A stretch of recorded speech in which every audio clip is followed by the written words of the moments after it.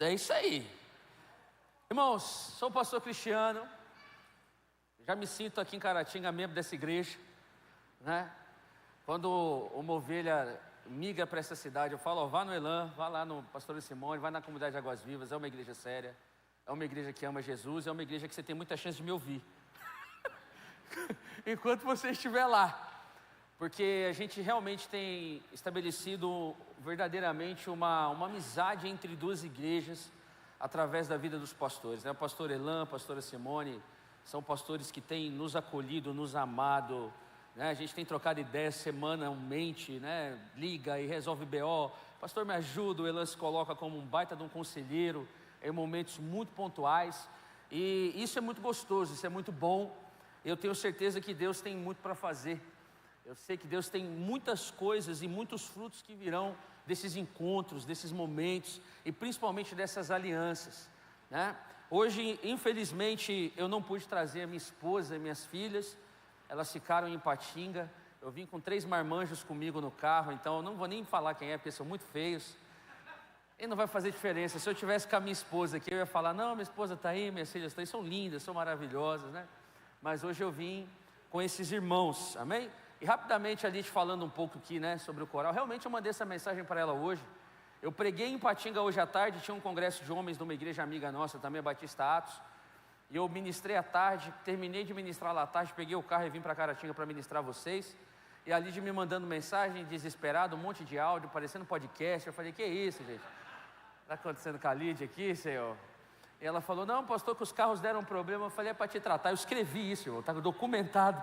Calma, Lídia, só para te tratar, eu te conheço. Não tem nada, relaxa, vai rolar, vai acontecer como Deus quer. Descansa o seu coração. E foi maravilhoso, e ainda será maravilhoso para a honra e glória do nome de Jesus, amém?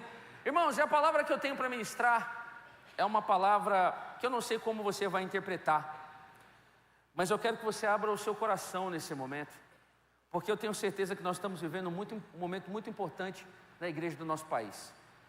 Eu queria que você abrisse sua Bíblia no livro de Abacuque, capítulo 3. O livro de Abacuque, capítulo 3, versículo 2, diz o seguinte: oi, Ara, Almeida Revista e Atualizada, é a versão que eu uso, tá? Abacuque 3:2 diz o seguinte: tenho ouvido, ó Senhor, as tuas declarações e me sinto alarmado. Aviva, ó Senhor, a tua obra no meio dos anos. No meio dos anos a notifica. Na tua ira, lembra-te da tua misericórdia. Você pode fechar os olhos? Em nome de Jesus. Pai, eu recebo a oração que foi feita por mim nessa igreja, mas eu faço o meu clamor diante da tua presença agora. E a primeira coisa que eu faço é confessar diante dessa igreja que eu sou um pecador e que eu careço da graça e da misericórdia do Senhor. Que o Senhor me cubra com teu sangue e me use para poder ser de alguma forma instrumento nas tuas mãos. Da mesma forma eu oro, Deus, para que cada coração aqui seja um bom terreno, para que a sua palavra possa cair em boas terras e no tempo oportuno produzir o seu fruto, a 30, 60 e 100 por um. Que não saiamos daqui sem ouvir a tua voz e sem alinharmos a nossa vida, a nossa correria, o nosso tempo, a sua agenda, porque tu és o Senhor do tempo. Em nome de Jesus, amém e amém. Você pode dar um aplauso a Jesus? Glória a Deus, bendito é o nome do Senhor. Irmão, você sabe como é que esse coral começou? Esse coral começou assim, estou eu num culto normal da igreja, num domingo. Foi exatamente assim, tá? Eu estou no culto assim, eu estou terminando o culto, Deus me deu uma visão de um coral na igreja. Falei, Deus, essa visão deve ter vindo para o pastor errado. Porque a nossa igreja, num contexto de coral, era assim, né? É diferente, né, irmão? Se fosse assim, tipo, né, um grupo de rap, sei lá, alguma coisa nesse sentido, uma banda de heavy metal, né? Uma parada mais nesse tom, eu entendi. Mas quando Deus me mostrou esse coral, eu consigo discernir quando eu estou viajando e quando Deus está me dando uma visão, sabe? Eu falei, Deus, o que o Senhor está me mostrando um coral? E eu entrei em desespero comigo mesmo. Deus, o Senhor está mostrando um coral. O Senhor sabe que eu sou pastor de uma igreja que não tem coral, Deus. Não é nossa pegada. E aí eu vi aquilo, só que eu fui para casa orando e pedi para Deus graça, comecei a procurar coral na internet, vi alguns corais, e falei, nossa, é muito bonito, mas Deus, a gente não tem como fazer esse coral. E eu levantei ali, fui orar, era uma segunda, uma terça-feira, eu levantei e fui orar com aquela visão, e eu falei assim, Deus, isso aqui é um coral, é bacana, mas o que o Senhor quer que eu faça? Sabe o que o Espírito Santo me falou dentro do meu quarto? Faça. Eu falei, não. O senhor está me zoando. Faça. Eu ouvi essa ordem de Deus. Eu saí de casa, falei, meu Deus do céu, não tem como. Aí fui conversar com o Wilker, que é presbítero da igreja. Wilker, a gente está com um problema, irmão. Qual o problema? Deus me deu uma direção. Qual a direção? Ele pediu para a gente fazer um coral. Ele, um coral, velho? Todo mundo assustava. Eu vi na visão, cara. Depois eu fui pesquisar, achei uns negócios bacanas. Mas como assim, pastor? Deus me deu uma visão, eu fui orar e Deus mandou a gente fazer um coral. Falei, vamos ver então. Nesse período estava chegando essa irmã que vocês conhecem, a Lide, na igreja. Eu conhecia a Lide, mas assim, né? Imaginava. Aí o próprio Wilker chegou para mim e falou assim, pastor, tem uma pessoa que eu acho que pode nos ajudar com um coral. Nos ajudar? É. Quem é? É a Lide. Na verdade, a Lide e o Teto, né? Porque eu conhecia a Lide já dos casamentos que eu fazia e ela estava cantando. Aí eu chamei a Lide e o Teto. Falei, Lide, Teto, Deus me deu uma visão, assim, nós vamos começar um coral. Pastor, como é que a gente vai fazer? Eu disse, faça.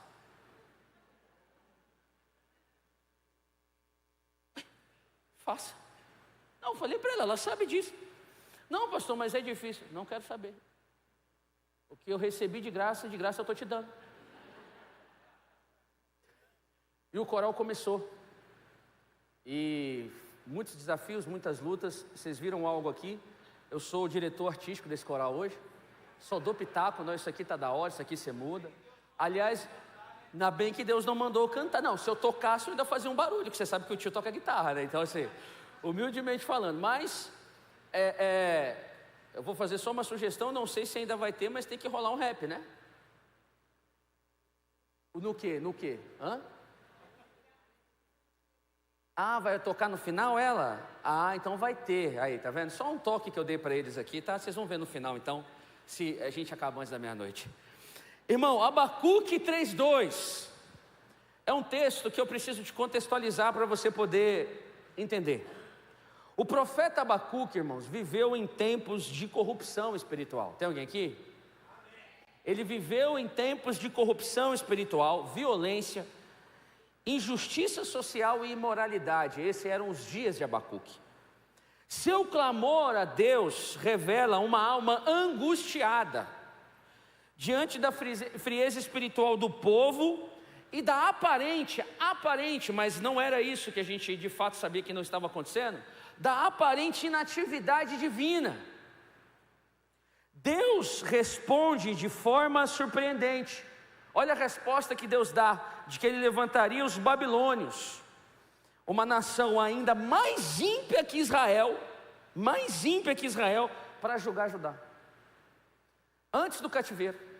Então Abacuque despedaça o coração dele na presença de Deus e clama ao Senhor para que Deus intervisse e fizesse uma mudança no meio do povo que era obra dele, que era o povo escolhido dele, para que esse povo despertasse espiritualmente, para que pudesse cumprir o seu papel de ser uma nação sacerdotal, uma nação modelo, uma nação exemplo para todas as outras nações.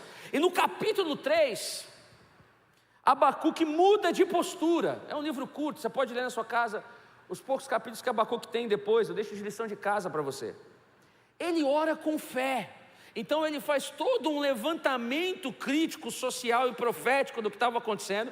E no capítulo que a gente está lendo, ele já se dirige a Deus, não fazendo levantamento, é clamando para que Deus fizesse algo. Ele clama por uma intervenção poderosa de Deus. E um dos destaques desse capítulo que nós lemos, o versículo que nós lemos, é que ele diz: aviva, ó Senhor, a tua obra no meio dos anos. Esse clamor, irmãos, é por um reavivamento da ação de Deus entre o seu povo, no meio do seu povo, mesmo em meio ao juízo. Ele já sabia que Deus iria trazer um juízo, porque ele era profeta e Deus havia revelado para ele: os babilônios controlarão e dominarão vocês. Mas mesmo nesse contexto, ele clama: reaviva a tua obra, Deus, faz o impossível, move o sobrenatural. Ele pede que a obra não pare, ele pede que o trabalho e o propósito de Deus permaneça, que Deus se manifeste como se manifestou no passado, que Deus faça de novo o que já havia feito, e que mesmo em ira, ele apela para que Deus não se esqueça da sua misericórdia. Tem alguém aqui? Irmãos, eu preciso ser muito sincero com você. Eu sei, irmãos, que nós podemos ter visitantes no nosso meio hoje, e eu tenho certeza que isso também vai falar com você, porque infelizmente a igreja teve os seus escândalos publicitados. E se tem alguém sentado no banco dessa igreja aqui hoje ouvindo essa palavra, ele com certeza já ouviu algum escândalo que alguém que se diz igreja cometeu. Irmãos, eu não sou o tipo de cara muito otimista. Eu creio muito na palavra de Deus, eu creio muito nos propósitos de Deus, mas eu não consigo, eu não sei se isso é dom, é bênção ou maldição, eu não sei. Eu só sei que eu não consigo olhar para um cenário e não enxergar a realidade dele. Eu não consigo olhar para uma realidade e ignorar os fatos que são colocados diante de mim. E a realidade, irmãos, é que nós estamos diante de dias difíceis para a igreja. Nós estamos diante de dias desafiadores. Nós estamos diante de dias onde Abacuque precisa ser lembrado. E nós precisamos nos voltar para Deus e falar com Deus: Deus, por favor, aviva a tua obra. Deus, por favor, move o teu espírito. Deus, por favor, volta a ser o centro da sua igreja. Deus, por favor, derrama de novo o teu espírito sobre os teus filhos e as tuas filhas. Deus restaura, Deus levanta, Deus unifica, Deus cura, Deus converte, Deus faz de novo. Irmãos, e falar sobre isso, irmãos, não pode nos fazer ser ignorantes. É muito bom você construir um cenário ideal, mas ninguém chega num cenário ideal se não partir de um cenário real. E a realidade dói. A realidade é que às vezes eu estou no meu gabinete, ouvindo pessoas vir contar do que tem acontecido na igreja, os escândalos, a vergonha, o abuso financeiro, sexual, moral. Que eu entro no meu carro para ir para a minha casa, irmãos, e eu falo uma coisa para Deus: Deus, que eu chegue em casa sem ira, porque eu quero amar minhas filhas, e não tira a minha inocência. De homens, irmãos, que sobem em púlpitos ou usam a igreja como plataforma para poder dizer que estão pregando o evangelho e estão se deitando com mulheres que foram confessar isso no gabinete.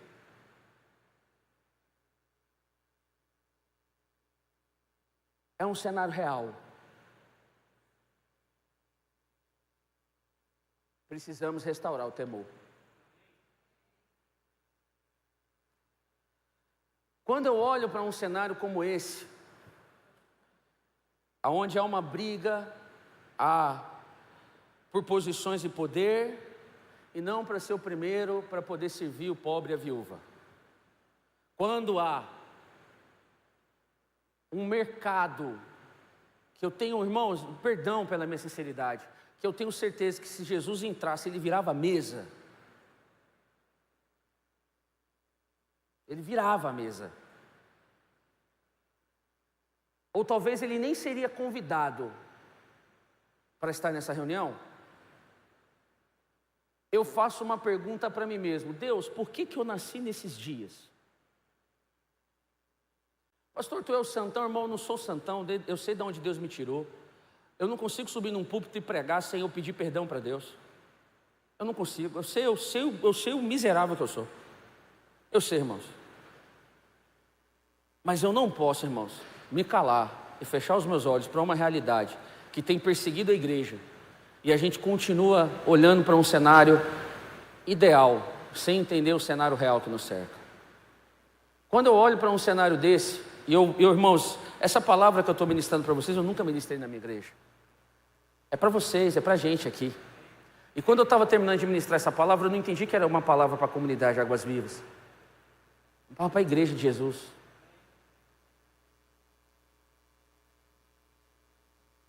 E quando eu estava ministrando e preparando essa palavra, eu me desesperei diante de Deus e falei: Deus, é difícil, é complicado. O que a gente faz? E o Espírito Santo veio com um consolo sobre o meu coração, que eu preciso compartilhar isso com vocês. Eu não quero, irmãos, que as minhas filhas daqui a uns anos nos vejam na história como uma igreja moralmente falida, espiritualmente morta, que substituiu o que é insubstituível, vivendo por padrões que não são os padrões que Deus estabeleceu. Eu não quero. E o Espírito Santo começou a ministrar meu coração, e é isso que eu quero ministrar para você hoje. No meio da crise nascem avivamentos. Eu vou repetir isso aqui para vocês. No meio de crise nascem avivamentos. E eu creio, irmãos, que nós estamos entrando em um avivamento. Deus já começou uma reforma silenciosa dentro da sua amada igreja. E Deus vai alinhar a igreja. Sabe por quê, irmãos? Porque a igreja de Apocalipse tinha vários problemas. Mas em nenhuma carta você escuta Jesus falando que iria fechar aquelas igrejas. Jesus queria que aquelas igrejas se alinhassem. Essa palavra que eu trago para você, para que você, irmãos, se alinhe antes. Nós não vamos provocar nada. O homem não tem poder de provocar a obra de Deus. Eu não acredito nisso. Eu acredito que o homem tem que aprender a fazer a leitura daquilo que Deus está fazendo e se submeter à vontade de Deus e cooperar para que aquilo que Deus quer fazer seja executado e seja feito. Amém? Então não existe esse negócio de eu sou o super escolhido. O ungido já veio. Qual é o nome do ungido? Qual é o nome do ungido? O resto é adotado. O unigênito já se manifestou, irmão. O especial já deu, já mostrou o seu rosto. Nós já cantamos sobre ele aqui, rugindo e rugindo e rugindo. Aquele que era, aquele que é e aquele que há de vir, irmãos. O alfa e o ômega, o princípio e o fim. Ele já veio. Então tira o cavalinho da chuva achando que você é especial. Você não é especial, você é um socorrido pelo especial que é Jesus Cristo. Do que prega no altar ao que está no meio da rua, se crê em Jesus, agradeça a Jesus, porque Ele é o cara, Ele é o escolhido, Ele é o centro, e isso não pode mudar. Porém, o Espírito Santo começou a falar muito no meu coração, sobre nós estarmos alinhados com a vontade de Deus. A história bíblica mostra, irmãos, que em tempos de crise espiritual e moral, Deus sempre intervém. E Ele intervém com os seus avivamentos. Sempre que há afastamento da verdade, esfriamento da fé, religiosidade sem presença, Deus se move com poder para restaurar, alinhar e reacender o propósito da sua obra. A igreja do Brasil não vai acabar. A igreja do Brasil será restaurada, a igreja brasileira será realinhada. Deus restaurará o brilho da sua presença no nosso meio. Quem crê nisso, dê um forte aplauso a Jesus aí. Aleluia! Quando nós olhamos para a palavra de Deus, irmãos, quando nós olhamos para aquilo que Deus fez, em Êxodo 3, Deus desce para libertar o seu povo. Acontece um avivamento. Qual era a crise? O povo era escravo do Egito. Qual é o avivamento? Deus chama Moisés, se revela e liberta o povo com sinais e juízos. Em 1 Samuel capítulo 3, eu dei os nomes para os avivamentos aqui. É o Deus que fala de novo. Qual era a crise nos dias de 1 Samuel capítulo 3? Havia um silêncio profético, uma corrupção descarada e nojenta no sacerdócio. A gente sabe como estavam Ofni e Finés, os filhos de Eli, se deitando com as mulheres, roubando das ofertas, fazendo tudo que Deus abominava. Qual foi o avivamento que Deus promoveu? Deus chama Samuel e restaura a voz profética sobre Israel. Amém, igreja? Quando você continua vendo os avivamentos bíblicos, lá em 2 Reis, capítulo 22 e capítulo 23, a restauração após o exílio, anos depois de Abacuque, a crise, o povo de Deus, o povo hebreu, estava completamente dominado pela idolatria. Havia uma idolatria generalizada e um esquecimento da lei. Então qual é o avivamento? Descobriu-se, foi descoberto. Olha que coisa maravilhosa, porque a gente tem que descobrir de novo hoje. Foi descoberto o livro da lei. Aí acontece um arrependimento e purificação nacional, o avivamento de Josias. Tem alguém aqui? Tem alguém aqui? Nos dias de Esdras e Neemias, também uma restauração pós-exílio. Havia uma crise, uma grande tristeza e profundo desânimo por tudo que estava sendo consumido. Jerusalém estava sem muros, você lembra disso? O que Deus faz? O que acontece novamente de Esdras e Neemias? Perdão, irmão, a crise, o avivamento de Josias é antes do exílio, tá? Eu falei que é depois, mas foi na época de reis, foi antes. Só corrigindo, que eu li aqui rápido e passei a leitura, tá bom? Nos dias de Esdras e Neemias, eles estavam sem paixão espiritual, mortos, não tinham identidade mais. E aí, nesse avivamento, Esdras e Neemias trabalham junto. Neemias como um grande articulador, líder político que foi, e Esdras como um sacerdote fiel à palavra de Deus, cuidando da realidade espiritual do povo. Eles fazem leitura pública da palavra, para que todo o povo ouvisse a palavra. E aí o que acontece? Há arrependimento e renovação de aliança com o Senhor. Os casamentos errados eram desfeitos, havia posicionamento, havia um quebrantar. Se a gente vai para a época lá do Novo Testamento, a gente vê Atos 2, uma religião fria, dominada por uma elite intelectual, social e acadêmica, que não dava acesso às pessoas. Então Deus derrama sobre pescadores o seu espírito, e coloca sobre esses homens uma autoridade sobrenatural, para que eles pudessem, em nome de Jesus, continuar a obra de Deus. Sempre que havia uma crise, sempre que havia um esfriamento, sempre que havia imoralidade, irmãos, Deus nunca nos deixou aquém, Deus nunca nos abandonou, e Ele não nos abandonará, porque Ele é Deus. Aquele que era, é aquele que é, e é aquele que há de vir. Então eu creio no fundo do meu coração que aquele que fez fará, aquele que fez está fazendo. Acaba aí, pastor? Não! Vamos sair um pouco dos avivamentos que a gente tem no nosso cânone bíblico e vamos olhar para os avivamentos da história. O que aconteceu? Em 1738, na Inglaterra, o avivamento metodista, através da vida de um evangelista chamado John Wesley. Qual era a crise? Pobreza, alcoolismo desenfreado, secularismo, frieza nas igrejas anglicanas. Tem alguém aqui? Em 24 de maio de 1738, Wesley tem a sua experiência de conversão na rua Aldersgate. Ele fala: senti meu coração estranhamente aquecido. A gente sabe o que ele sentiu, porque a gente também já sentiu o nosso coração estranhamente aquecido. Surge o movimento metodista, com pregações ao ar livre. Você sabe por que as pregações eram ao ar livre? Porque não deixavam Wesley pregar nas igrejas.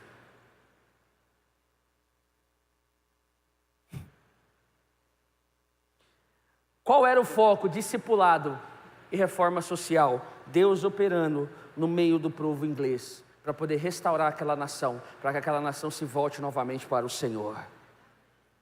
Quais foram os frutos? Conversões em massa, transformação moral, a educação mudou por causa da influência do cristianismo, a educação popular mudou por causa da influência do cristianismo, e houve uma maior adesão de toda a população e uma busca por justiça social na Inglaterra.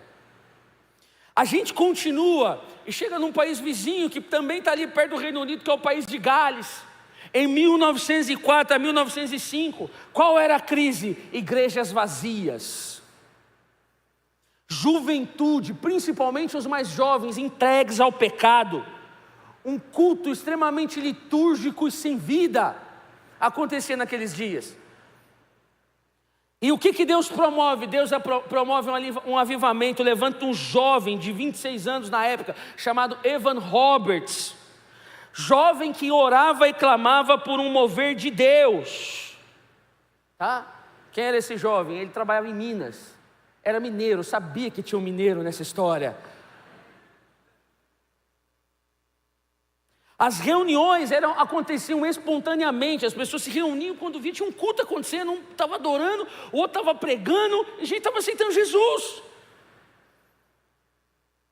Havia confissões públicas de pecados, havia quebrantamento, havia um louvor fervoroso, um povo de novo queimando e adorando a Jesus com fervor e com o coração arrebentado na presença de Deus. Frutos: 100.000 convertidos estimados em apenas alguns meses. Quais eram os outros frutos? Bares fechados. Bares fechados. Porque perderam seus clientes que estavam alcoolizados, agora estavam embriagados do Espírito Santo de Deus. E as ruas estavam em paz, porque a violência caía drasticamente conforme a conversão ia avançando. A gente pode ir num que talvez seja o que mais nos influenciou, que é o da Rua Azusa, em 1906, em Los Angeles, nos Estados Unidos. Qual era a crise que existia na América e no mundo nesse momento? Havia um racismo muito grande, uma enorme segregação racial, havia frieza espiritual, havia uma ausência de óleo nas liturgias do culto. Os cultos viraram cultos muito metódicos, no sentido de que vamos lá, faz, lê, vai embora, é isso aí, somos crentes. Como acontece esse avivamento? Um homem negro, cego de um olho, chamado William Seymour, filhos de escravos, começa junto com um pequeno grupo buscar Deus num galpão abandonado, simples, que ninguém usava. Há um grande derramamento do Espírito Santo, com dons, curas e unidade entre as raças. Então o branco ia lá beber da fonte, o negro ia beber na fonte, o asiático queria beber dessa fonte, porque é assim em Atos 2, lembra? A Babel é uma grande separação, em Atos 2 é uma grande congregação de vários povos, haviam etíopes, haviam pessoas vindo de todos os lugares na festa do Pentecostes, bebendo daquela fonte, ouvindo aquela palavra. Quais foram os frutos? Nasce um movimento mundial pentecostal, com milhões, aqui não estamos falando nem de milhares, com milhões de vidas alcançadas. Irmãos, assim como em todos esses momentos, eu creio, e eu quero ser a voz profética, com muito temor e tremor, aqui nessa casa hoje.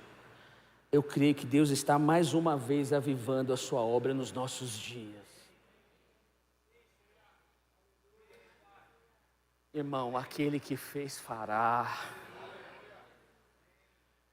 Eu não vou olhar para uma situação onde a igreja se tornou ambiciosa, gananciosa, desesperada por poder, mendiga, desconhecendo o Pai e o Deus que tem, e acreditar que a igreja vai permanecer assim. Não, a crise vai ser o lugar onde Deus vai fazer uma mudança extraordinária e sobrenatural. Aquele que fez, irmãos, fará. Você não nasceu nos dias errados, eu não nasci nos dias errados.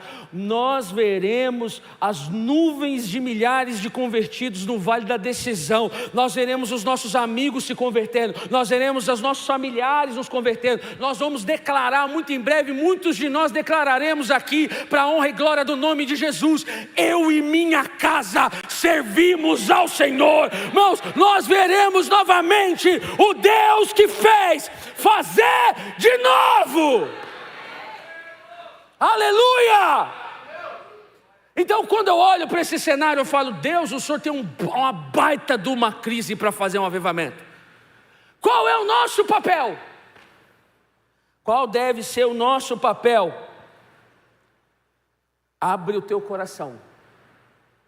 Hoje. Uma vez eu aprendi algo muito importante com um homem de Deus. Ele falou para mim: Cris, muito idoso, quando eu vejo alguém com cabeça branca, eu paro para ouvir.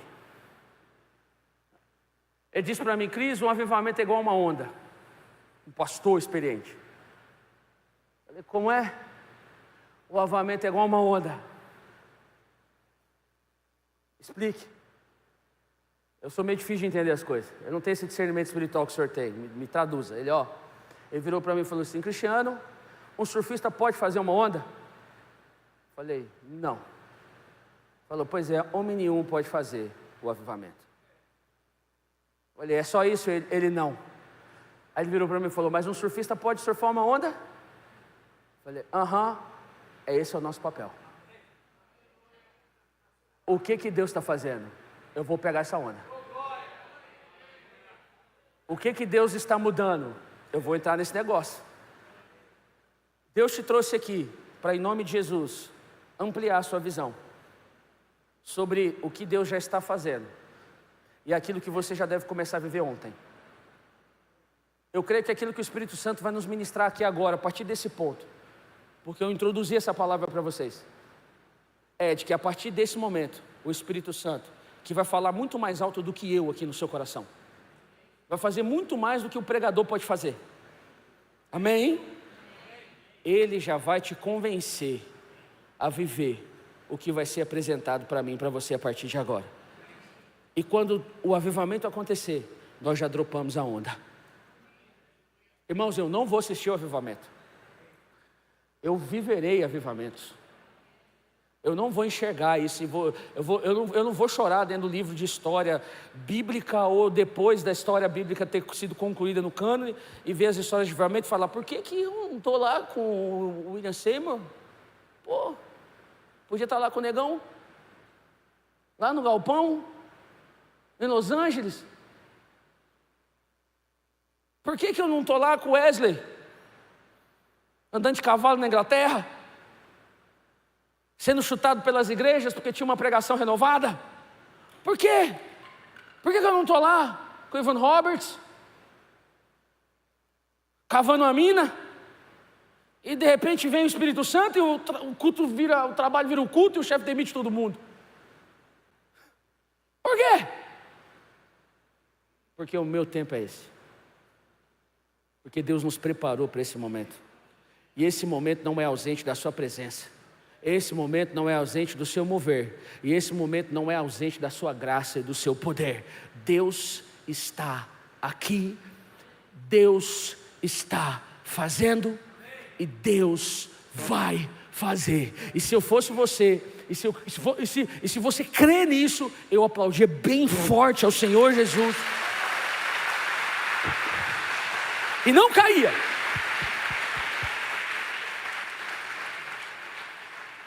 Deus está promovendo uma transição e um avivamento no meio da sua igreja. E aqui eu vou passar para você a impressão que Deus me deu como um homem que é pastor de uma igreja, que enfrenta as lutas diárias do dia a dia da igreja, entendendo e buscando em Deus direção. Senhor, o que o Senhor restaurará nesses dias? A primeira coisa que o nosso Deus restaurará, irmãos, é a acessibilidade do Evangelho. O Evangelho não é para elite, o Evangelho é para quem crê. O avivamento quebra barreiras sociais, religiosas e culturais. A mensagem da cruz volta ao centro e alcança os esquecidos, os distantes e os marginalizados. A segunda grande mudança que Deus quer fazer no nosso meio, um despertamento pelo discipulado, ser e fazer discípulos. Deus está levantando uma geração que não quer só frequentar cultos, mas viver e ensinar o puro, verdadeiro e genuíno Evangelho do nosso Senhor Jesus. É tempo de formar discípulos e não apenas espectadores. Tem alguém aqui, irmão? Tem alguém aqui? Terceiro ponto, a cultura do serviço.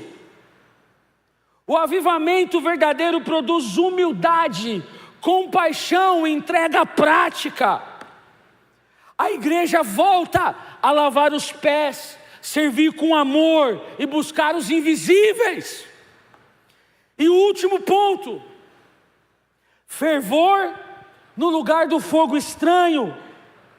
Em um tempo de muita performance, pouco quebrantamento, Deus está reacendendo o fogo santo do altar. O Espírito Santo está confrontando o emocionalismo vazio com uma presença real e santa, que muda. Você não recebe Deus para sentir, você recebe Deus para lutar, você recebe Deus para vencer, você recebe Deus para mudar. Você está pronto? Estava com saudade, eu já ia chamar já, mas ainda bem que você veio. Você está pronto? Deus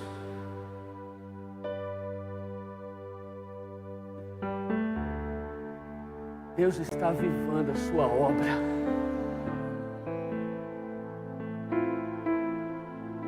Ele não abandonou a igreja.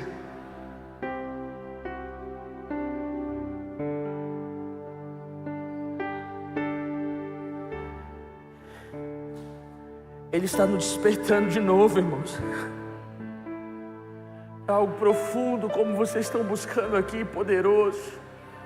Um nível maior.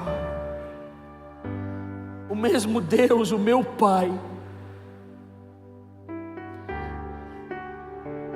que interveio no passado,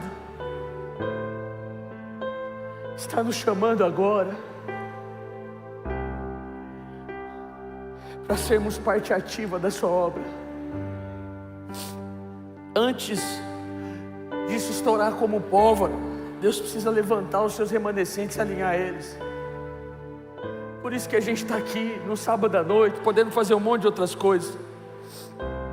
Por isso que a gente está aqui, meu irmão, diante de todos esses desafios que essa vida moderna nos impõe, desesperados pela presença de Deus,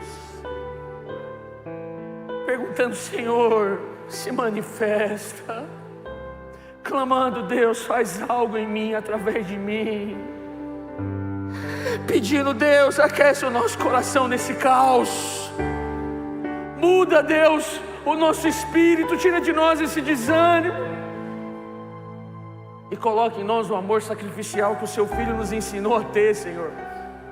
Deus está aqui, irmão. Eu vou repetir isso para você, porque você não pode esquecer disso nunca. Deus está aqui.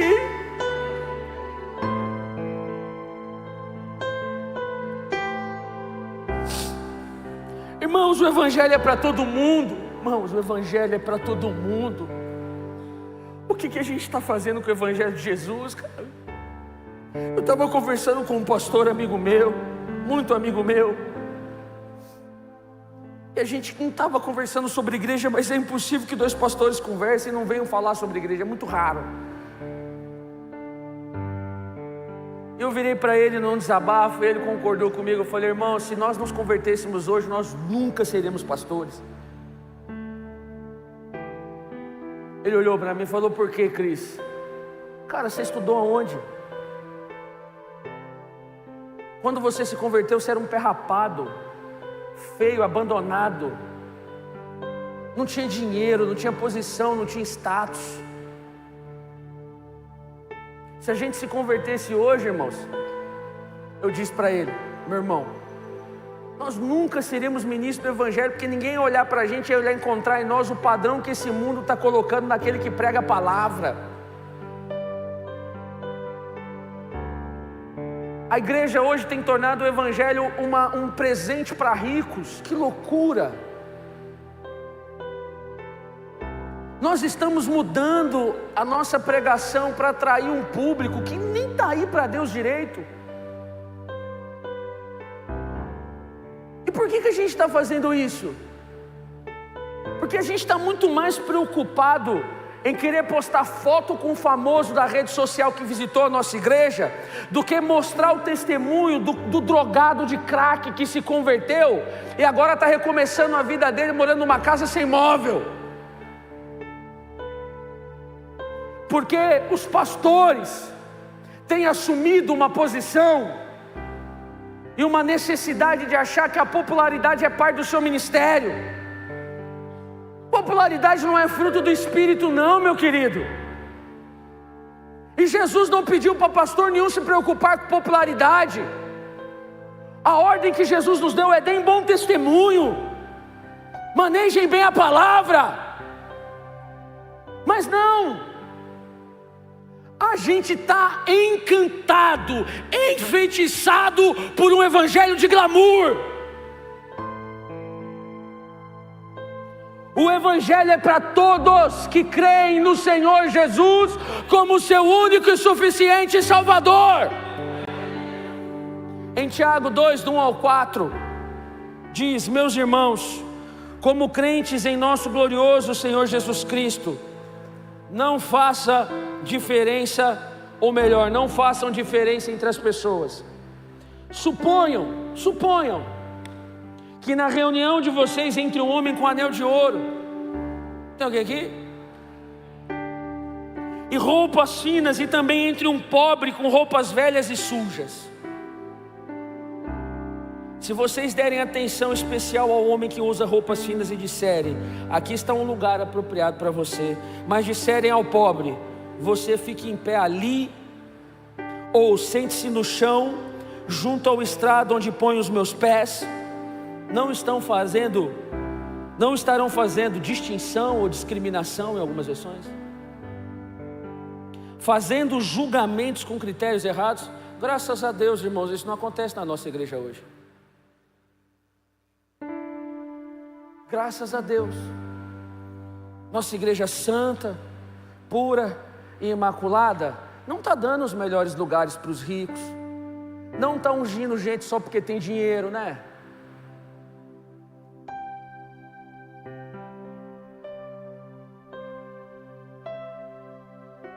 Não está criando áreas especiais da igreja para essas pessoas. Graças a Deus. Graças a Deus que só aconteceu nos dias de Tiago. Graças a Deus que isso não é real hoje. Pastor, mas o rico não pode se converter? Pode, como um pobre. O caminho é o mesmo. Ou eu estou maluco, ou eu fiquei doido.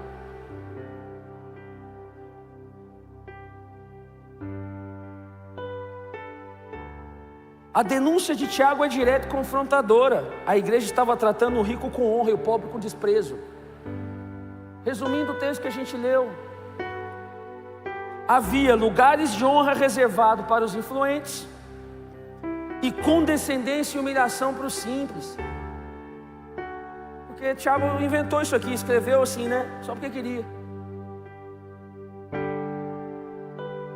Essa igreja, ou melhor, essa realidade reflete uma igreja influenciada pela cultura do mundo.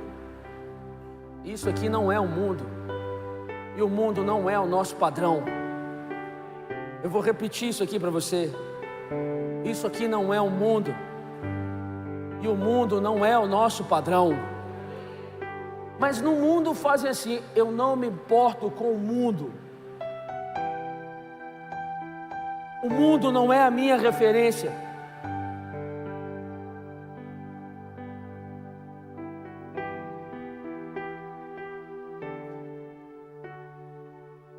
Tiago deixa claro que isso é inaceitável para o povo de Deus. inaceitável. Ele termina dizendo, tem um pouco mais, você pode ler o resto na sua casa. Vocês estão fazendo julgamentos com critérios errados. Vocês estão errados. Deixa eu repetir isso aqui para você ouvir. Vocês estão errados. O avivamento nos chama de volta à essência do Evangelho. Todos têm valor igual diante de Deus. Vou repetir isso aqui para você. Todos têm valor igual. Todo mundo foi comprado pelo mesmo valor. O sangue de Jesus Cristo de Nazaré. O púlpito não pode ser para celebridades espirituais. A gente tem que começar a diferenciar o que é uma autoridade espiritual de uma celebridade. Está muito difícil para a gente dividir isso hoje, viu, pastor? A gente tem que começar por critérios dentro da nossa casa. Não, isso não é uma autoridade, isso é uma celebridade espiritual. A autoridade espiritual tem um outro ponto que deve ser observado para ser uma autoridade espiritual. O discipulado não pode ser só para quem tem potencial, porque a águia anda com águia, né? Disse o seu coach favorito.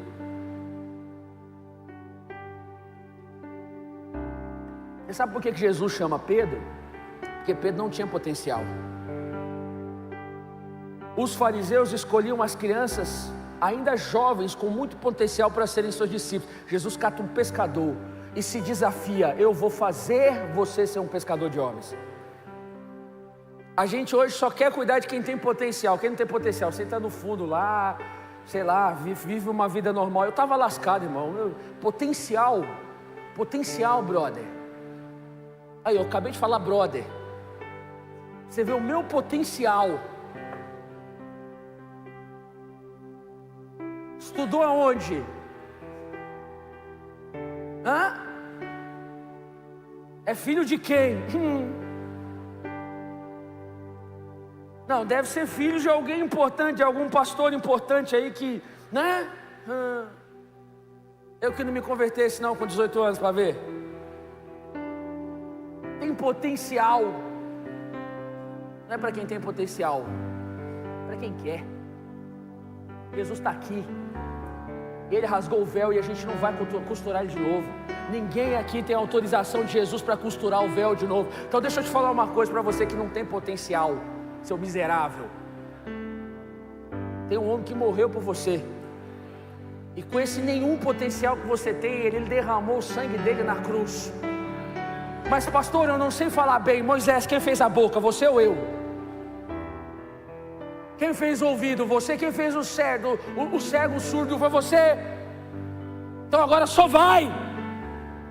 Mas eu não consigo falar muito bem em público. E eu consigo.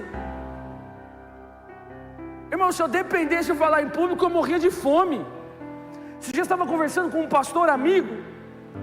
Eu tive um momento de ira profética. Eu estou tendo esses momentos, eu acho que eu vou no médico ver se é normal. Ele estava falando comigo assim, ó, nós estávamos trocando ideia, um outro pastor. Aí ele virou e falou, reclamando do ministério, porque o ministério isso, o ministério aquilo outro. E virou para mim e soltou essa pérola aqui, na hora eu não aguentei. Ele virou e falou assim: porque se eu não tivesse me dedicado ao ministério, me dedicado ao meu negócio, eu estava rico. Cara, você é um incompetente, cara. Se não fosse pastor, você estava morrendo de fome, porque só sua igreja tem paciência com você, maluco. Se estivesse numa empresa, já tinha sido mandado embora 50 vezes.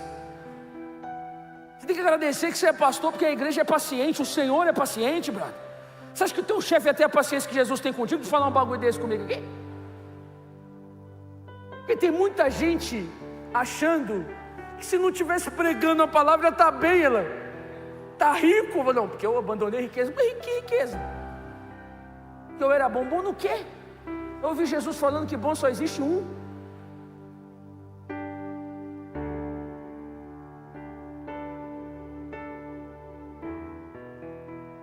Você, miserável, sem potencial, tem um lugar à mesa do rei.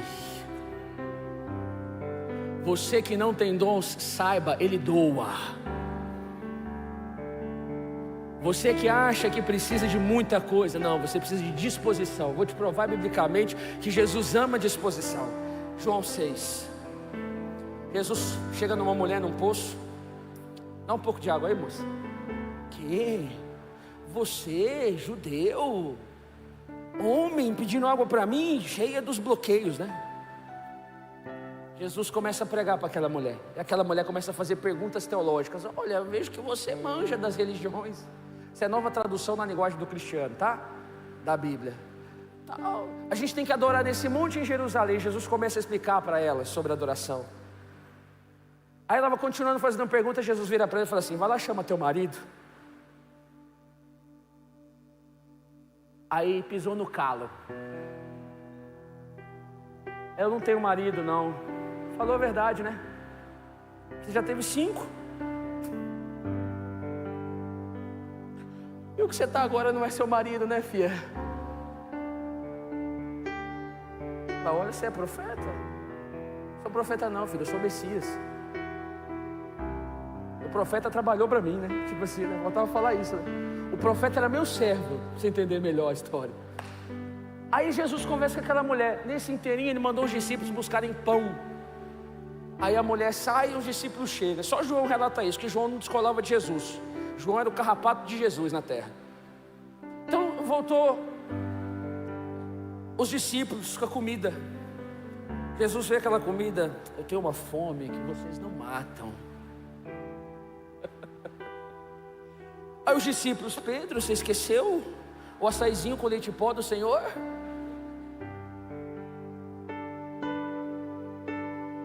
Delicia, né? Eu já falei para vocês que eu tenho um sonho.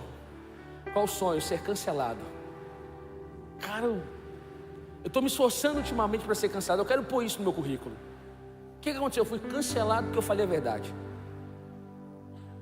Aí ele falou: eles não entendem, os caras não entendiam. Os caras vão no mercado lá em Samaria comprar coisa para Jesus e não traz um samaritano falando que o Messias estava no quintal deles. Os caras não entenderam. Aí vem uma mulher trazendo uma cidade inteira a problemática juntada. Já tinha tido 5 maridos e uma religião e uma teologia porca. Não sabia nem onde adorava, pastor Elan. A mulher traz a cidade inteira. Vem aqui. Esse aqui que é o Messias. Os caras começam a ouvir Jesus pregar. Agora é porque ele está falando, não é porque você focou para nós não. Irmãos, qual é o instituto teológico que essa mulher estudou? Em ou sem potencial? Em ou sem nada? Problemático? Imoral? Fala para mim. Hã? Fala. Aí Jesus usa aquela mulher. E aquela mulher traz a cidade inteira para ouvir ele. Ela se torna uma missionária na primeira conversa que ela tem com Jesus, porque ela estava disponível. E os discípulos trazem o quê? Açaí sem leite em pó.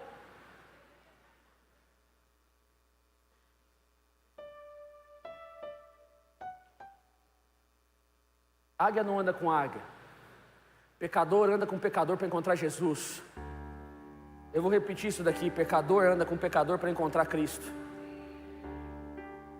A igreja tem que voltar a ser acessível. E se eu fosse você, eu abrir os olhos, porque Deus vai promover um avivamento que não vai ter celebridade. Todo avivamento que começa a ter rosto perde sua essência. Deus vai levantar o avivamento do Tião mecânico. Você conhece esse avivamento do Tião mecânico? É o Tião mecânico que está na oficina mecânica dele, presbítero fiel da sua igreja, faz seu devocional todos os dias, vive uma vida simples e chega na igreja com a mão suja de graxa, mas nunca chega sozinho. Por quê? Porque não passa ninguém na mecânica do Tião que não escute falar de um homem que morreu e ao 3º dia ressuscitou. Você não tem noção do que Jesus está fazendo, meu irmão? Então vamos dar as mãos e falar todo mundo: graças a Deus que mesmo sem potencial, Deus tem um plano para a minha vida, e eu serei frutífero para a honra e glória do nome do nosso Senhor Jesus.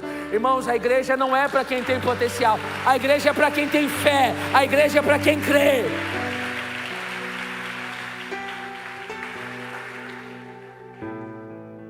A gente não tem que abraçar essa cultura. O culto não pode favorecer quem tem aparência ou influência. A mesa do Senhor é para todos aqueles que creem, todos os que têm fome da sua presença, todos os que têm fome de justiça. Jesus sentou com os pecadores e os fariseus ficaram com ciúmes na mesa de Levi. Você conhece essa história? Por que senta o Senhor com publicanos e pecadores? Jesus solta a pérola, porque são eles que precisam de auxílio, são eles que estão doentes e precisam de médicos. Cadê a mesa de Jesus na igreja? Cadê?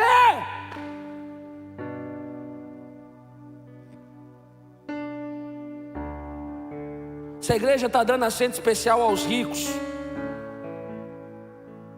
Agora eu vou ser cancelado, graças a Deus. E tratando os pobres como invisíveis.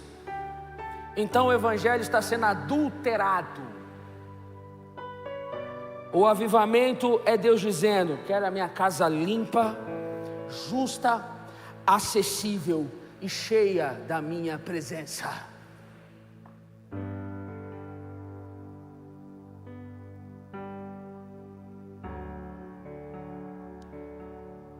O evangelho é acessível, mas ele cobra o mesmo de todo mundo. Tem alguém aqui?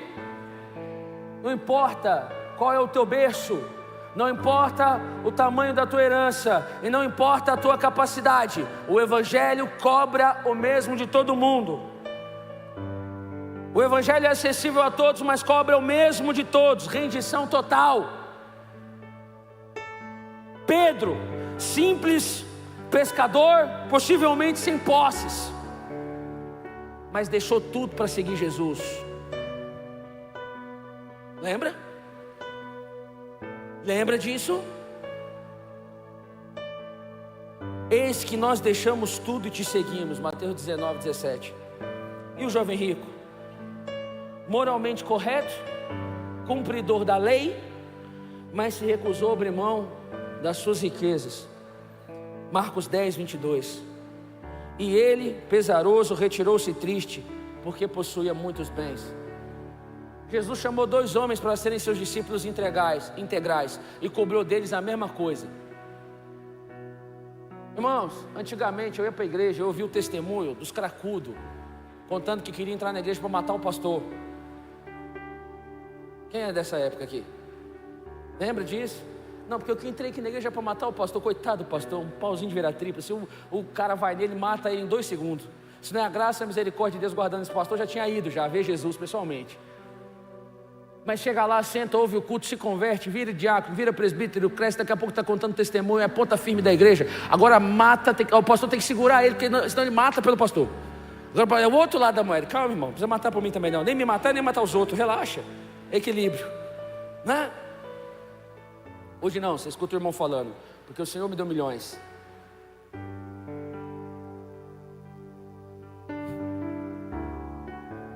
Ou só eu estou escutando isso? Eu estou doido? Eu não estou doido ainda, eu acho que eu não estou doido. Eu acho que não é só eu que estou vendo essa realidade.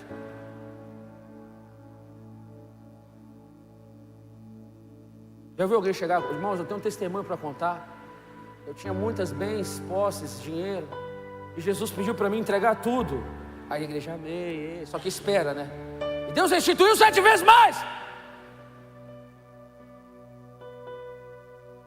Não, irmão, Deus restituiu nada, irmão. Estou devendo os boletos e tudo. Mas como é que você está fazendo agora? Agora eu vivo para servir o Senhor. Não, mas peraí, Deus não te devolveu, não te restituiu, não destravou a chave, não, sei lá o que eles falam aí. Não fez nada, a bênção. Duplicou, quadruplicou, quintuplicou, sextuplicou. Deu 7 voltas. Não aconteceu nada. Mas e aí, como é que você está vivendo? Não, agora eu estou vivendo. Por quê? Porque eu conheci aquilo que vale mais do que o ouro, que vale mais do que a prata. Mas você não se arrepende? Não, arrepender do quê, irmão? De não ir para o inferno? Não arrependo nada. A aposentadoria está feita. Certo. Olha para o irmão que está do teu lado aí, mesmo no escuro, e vê se ele tem cara de quem deve boleto.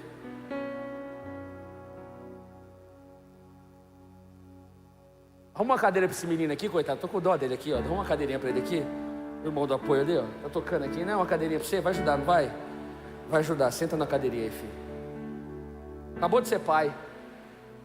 feio desse jeito, Deus deu um filho para ele. Uma filha, né? É menina, sou menininha. É menina.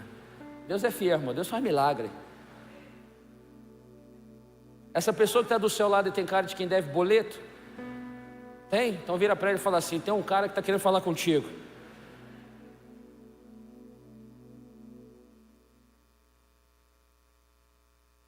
Jesus se interessa com a sua dívida aí, irmão. Ele não paga não, ele quer a sua vida só. O evangelho é acessível. Tem muita gente na igreja jogada num canto porque não tem potencial. Não é sobre potencial, é sobre graça, é sobre misericórdia, é sobre amor, é sobre um Deus que olha para uma pessoa e não vê o óbvio, ele vê o que ninguém vê. Quando ele virou para Pedro, ele disse: eu vou fazer. Irmãos, quando Deus faz uma promessa para um miserável igual eu, ele não está me desafiando, ele está desafiando ele mesmo. Deus não está me desafiando. O que eu vou fazer? Eu não posso fazer nada. Ele está desafiando ele mesmo. Eu vou fazer. Deus é corajoso, né? Ele se desafia. Aleluia. Irmãos, nós precisamos despertar para um discipulado.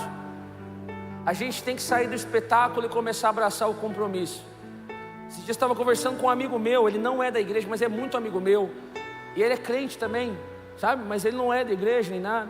E nessa conversa que a gente estava tendo, eu perguntei: irmão, você está congregando aonde? Ele virou para mim e falou assim: não estou congregando em lugar nenhum não. Eu falei: oxe, como é? Não, eu estou há 6 meses procurando uma igreja. Eu falei: que 6 meses procurando igreja? É porque tem pouco aqui em Patinga, né? Deve ser difícil achar uma. Lá no Bom Jardim, lá, irmão, no bairro do Ipatinga, lá que se você tropeçar, você cai dentro de uma igreja com o pastor com a mão na sua cabeça para o Sandemônio já. Tanta igreja que tem lá. É porque você não está achando igreja para você congregar. Ele falou: não, eu estou visitando umas igrejas aí. Eu falei: e por que tu não está servindo? Não está com a tua família compromissada num lugar? Irmão, o que é isso? Está louco? Ele virou para mim e falou assim: não, porque eu até fui numa igreja que eu gostei. E por que tu não ficou lá? É por causa do horário do culto. Eu falei: tu está me tirando? Não, tu tá louco, tá maluco, tu tá me tirando. Como assim, pastor? Não, você tá me tirando. Você tá achando que igreja é supermercado, maluco? Não, por que você gosta dessa igreja? Porque essa igreja tem uma cadeirinha boa. Mudou a cadeirinha que eu vi, tu fala. Eu lembro da cadeirinha antiga que tinha. Essa cadeirinha tá me pressionando lá para mudar também. Só que lá não é assim, não tem os irmãos da comunidade Água Viva ainda, né? A gente é mais humilde. Você viu aqui o nosso coral aqui, o irmão do rap, tudo. Se eu contar a história de cada um desse aqui do coral, você vai mandar oferta lá para a minha igreja para ajudar. Fala: vou. eu vou lá. Outro dia o irmão chegou para mim: pastor, por que a gente não põe um telão de LED? Eu falei: irmão, você está dando dízimo de data show, você quer um telão de LED? Eu não posso fazer o negócio desse. O dia que os irmãos der dízimo de telão de LED, irmão, eu faço até uma igreja que flutua se quiser, não tem dificuldade. Mas tem que ser a condição dos irmãos, cada um vive a realidade que Deus permite, você não concorda, né? Não, pastor, vamos parcelar telão de LED, irmão, tá maluco? Acho que eu sou doido? Um maluco faz um troço desse, né? Eu tenho fé que Deus vai me dar um telão de LED, tenha fé que Deus vai salvar a tua cidade, agora dá um telão de LED pra quê? Qual que é loucura, brother? Não, falei com o irmão: o dia que você der dízimo de telão de LED, eu boto telão de LED, tá dando dízimo de data show, ué. Vamos usar o data show, dar glória a Deus e viver a palavra do Senhor dia após dia. Hã? A gente tem que sair disso, do espetáculo ao compromisso, de espectadores a discípulos do nosso Senhor. Irmãos, a Bíblia nos mostra 2 multidões em 2 momentos distintos. João 6 mostra a multidão que viu Jesus multiplicar o pão e foi atrás de Jesus para poder pedir para ele multiplicar o pão de novo. E Atos 2 nós vemos uma multidão que vê o descer, o derramar do Espírito Santo e se converte. A multidão de João 6 queria mais pão, lembra? Dá-nos mais desse pão. A de Atos 2 partia o pão. Em João 6 a multidão busca Jesus porque foram alimentados. João 6:26, você lê isso. Vocês estão me procurando não porque viram os sinais, mas porque comeram pão e se fartaram. Uma busca Jesus por necessidade, a outra o segue por convicção. Irmãos, a igreja tem que parar de ser um lugar onde ela atrai espectadores e começa a fazer discípulos. A gente tem que sair desse banco onde a gente assiste o culto e dá a nota por causa do louvor, por causa do pregador, e começar a ser igreja e se envolver para se tornar discípulo de Cristo. A multidão de João 6 rejeitou a doutrina. A de Atos 2 perseverava nela. Quando Jesus ensina que é o pão vivo descido do céu e que é necessário comer e beber do seu sangue, muitos dizem, está em João 6,53, muitos dizem lá em João 6,60. Duro é esse discurso. Quem pode ouvir? Espectador é isso, irmão. Espectador não quer doutrina, espectador quer show. Espectador não quer compromisso, espectador quer entretenimento. E eu não entendo como a igreja quer entrar nessa briga, se o mundo entretém muito melhor do que nós. Nessa briga a gente sempre vai perder. Mas só nós carregamos uma doutrina, a sã doutrina dos apóstolos, para poder ensinar as pessoas a forma como Jesus quer que elas vivam. Em Atos 2, como a palavra de Deus diz em Atos 2,42, e perseveravam na doutrina dos apóstolos. Você vê a diferença? Esse discurso é duro, o outro perseverava na doutrina dos apóstolos. Em João 6 a gente vê uma multidão que é formada rapidamente, que você aglomera. Irmãos, a igreja tem que crescer rápido. Irmãos, Deus não tem pressa. Tem alguém aqui? Tem alguém aqui? Quando o pessoal começa, porque Deus vai acelerar. Irmão, Deus perdeu o que no time? O soberano perdeu o que no time dele? Ele criou o tempo, irmãos. O tempo serve a Deus. Você entende um negócio desse? É até difícil para a gente que é finito entender isso. A nossa mente dá umas bugadas de vez em quando. Só de pensar, Deus criou o tempo. Caramba. Os dias Ele fez. O anoitecer, o amanhecer. A cronologia é dele. E a gente, não, porque Deus tem pressa. Deus não tem pressa não, irmão. O problema é seu, você está apressado. Deus não tem pressa nenhuma, a eternidade é dele. Deus não é, Deus não veio, Deus é. Pensa um pouco nisso. Eu nem gosto de pensar nessas coisas, porque a minha cabeça começa a rodar. Falo, Deus, eu sou finito demais para entender a tua eternidade, então eu só vou aceitar ela por enquanto. Lá, enquanto eu conheço em parte, quando eu conhecer tudo na sua presença, eu vou entender, mas agora não dá, eu não tenho essa capacidade. Não tem como eu compreender essas coisas. A multidão de João 6 é formada muito rapidamente. Por quê? Porque ela é atraída pelo espetáculo. Em João 6 mostra uma multidão repentina, reunida pelo sinal, o milagre da multiplicação dos pães. Em Atos 2 mostra um grupo de pessoas preparadas por anos de discipulado do nosso Senhor. Lembra os 120 que estavam no cenáculo? Aquelas pessoas andavam com Jesus há anos. Jesus, irmãos, teria uma igreja hoje que a gente consideraria pequena. Tem alguém aqui? 120 pessoas. A mover é menor que a comunidade de Águas Vivas, mas ela é maior que a igreja de Jesus já.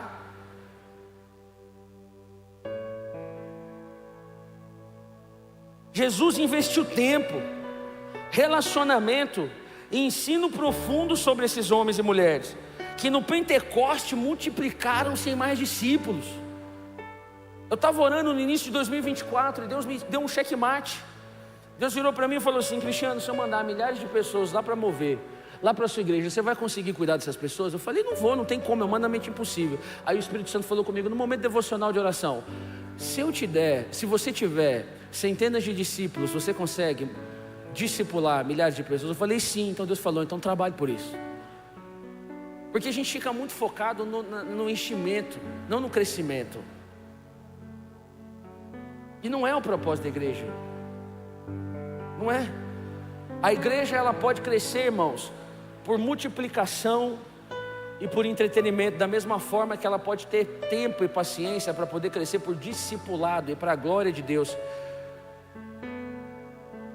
Em João 6 a multidão se desfaz, lembra disso?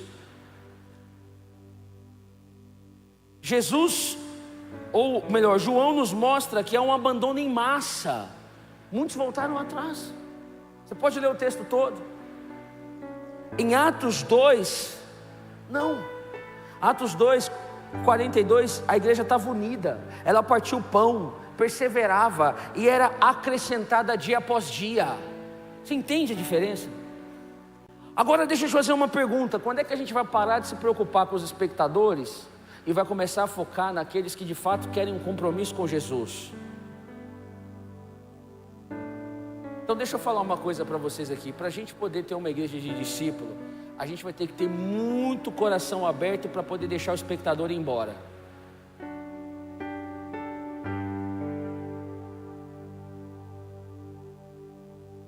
Posso ouvir um amém?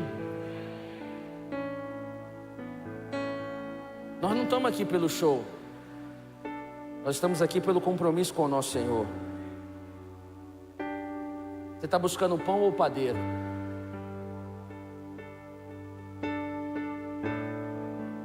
Você está buscando o pão ou o padeiro? O padeiro está na casa. O padeiro está na casa. Irmãos, o terceiro e penúltimo ponto, estamos indo para o final, acho que vou acabar antes da meia-noite. Tem um relógio aqui, eu nem estou olhando para ele. É a cultura de serviço, do consumo ao compromisso. Servimos com tudo o que temos. Quando começa a me mandar água assim é para mim parar. Eu não vou parar, irmão. Estou brincando com apoio. 1 Pedro 4,10 diz o seguinte, irmãos: serviam uns aos outros, cada um conforme o dom que recebeu, como bons dispenseiros da multiforme graça de Deus. Não existe evangelho onde não há serviço. Igreja não é supermercado nem shopping center para ter consumidores. A cultura de serviço precisa ser restabelecida na igreja. Todo cristão, irmãos, escuta que eu vou te falar isso aqui, porque isso aqui vai te incomodar, vai incomodar muita gente que está aqui hoje. Todo cristão, eu adoro o que incomode, amo. Todo cristão que amadurece, serve. Se não serve, não amadureceu. Você ainda é um bebê. O que eu fico vendo hoje é as pessoas esquecendo que Jesus falou para nós termos prioridade, não exclusividade. Não, pastor, porque eu tenho que trabalhar. Prioridade não é exclusividade. Você tem que trabalhar. Mas aí eu dobrar o joelho e perguntar para Jesus se você pode deixar de servir por isso.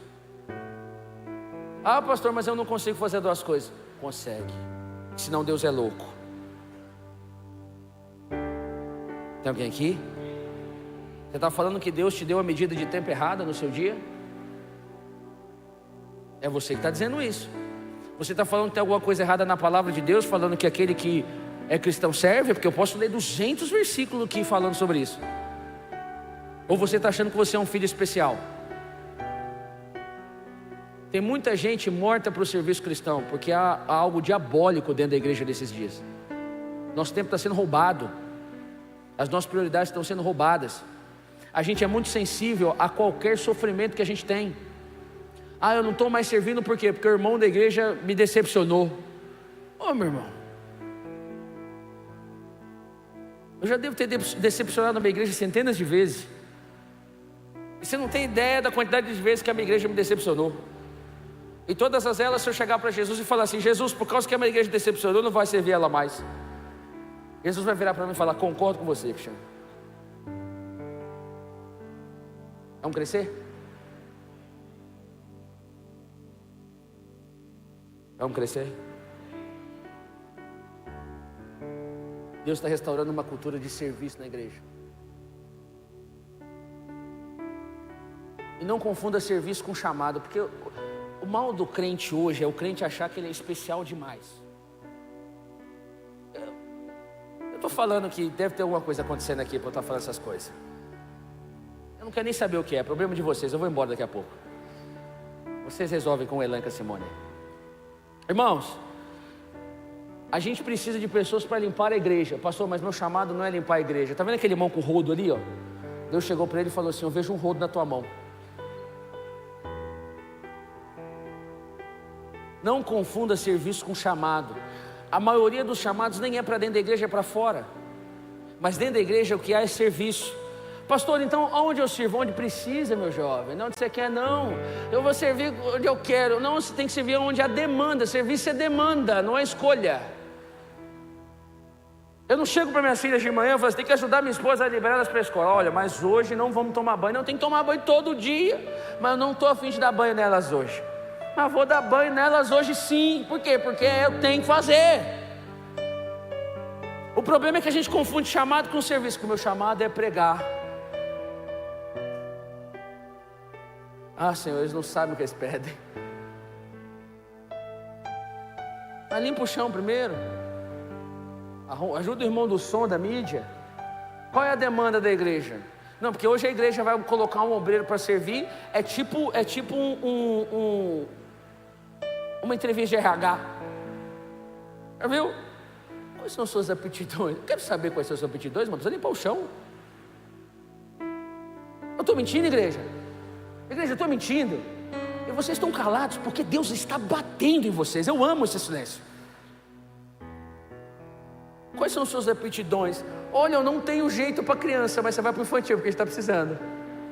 Deus vai te colocar muito amor por essas crianças. Filho de crente é uma bênção, tudo quietinho, abençoado.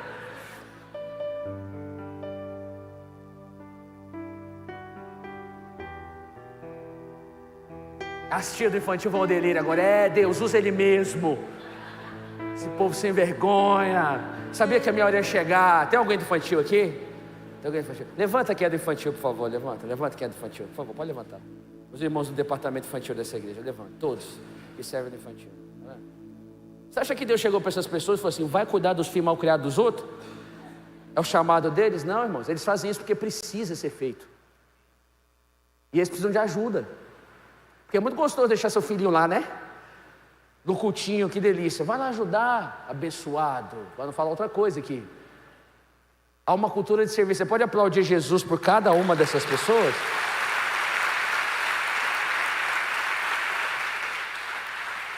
Não, porque eu não tenho chamado para mexer com criança. Mas a gente precisa que mexa com criança. Não precisa ter chamado não. O que você precisa fazer? Você ficar muito nervoso, você vai num canto, chora, deixa sair a lágrima e volta depois. Vai estar tudo bem, você vai aguentar. Ninguém nunca morreu. Até hoje, você pode ser o primeiro, mas se for o primeiro vai ser exceção também. Você já percebeu como é? Não, porque eu gosto de cantar. Eu que gosto de cantar, não gosto nem de ir no ensaio. Hoje está assim. Não, porque eu tenho um chamado para o louvor. Chega no culto, o culto começa às 18, chega às 6h30. O louvor já acabou. Por que chegou atrasado? Ah, porque esqueci. Irmãos, a cultura do serviço tem que queimar dentro do nosso coração. Nós vamos fazer o que precisa ser feito. Nós vamos fazer o que precisa ser feito. É igual quando Deus falou do coral, faça. É simples. Tem coisa que você só executa. Como dá? Como deve ser feito. E isso faz com que nós entendamos, por exemplo, por que Jesus mandava apóstolos ir buscar jumento para ele subir. Imagina só, vamos buscar jumenta para mim. Buscar jumenta? Mas o Senhor falou que nós somos pescadores de homens, nós somos pregadores, blá, blá, blá, blá. Vai buscar jumenta para mim. Deus está restaurando uma cultura de serviço, servir com tudo.